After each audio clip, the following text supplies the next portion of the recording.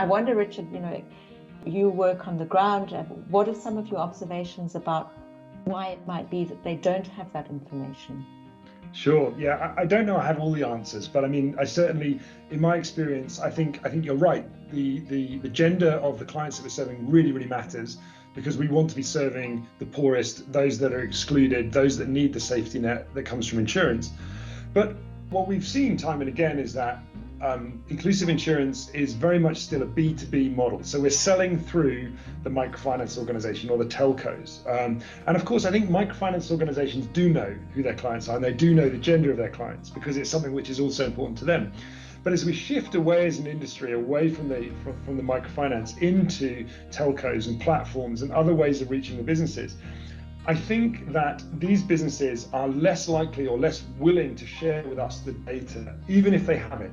So we've seen many times that the telcos, for example, that we work with, don't know very much about their underlying customers, because SIM cards are actually distributed on a kind of faceless basis in many markets. They're handed out at the traffic lights, or they're given to people in shops, and therefore they don't even know the name of the customer, let alone what gender the customer is. And so if the business doesn't have that information, then it's very hard for us, when we're offering insurance, to get that information back from the organizations. But then in other cases, they do have the gender, but they don't want to give us that data. And there's a real data is seen as being kind of gold standard, and people don't want to divulge more data than they feel is necessary around the client. So, let's take this example of the SIM cards being sold through the car window.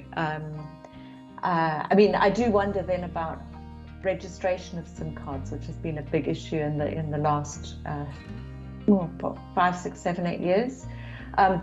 But more to the point, so if the insurance is embedded into the SIM card and the insurer doesn't then know who has got the insurance, do the people that are buying the SIM card even know that they've got their insurance?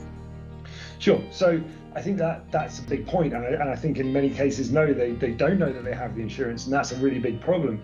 And you're right, there has been in many countries a move towards kind of like just handing out SIM cards like candy, to a much more robust registration process. But even if you look at some countries, there's one country we work in where, because of the kind of social and religious beliefs of the majority in that country, women don't enter into contracts. And so we work with a telco that has no women clients, according to their database, although 50% of the claims that we get are from women. So they do have women who are using their phones and are using, and are registering and using the insurance, but it's not showing up in their KYC databases. So this is a big issue.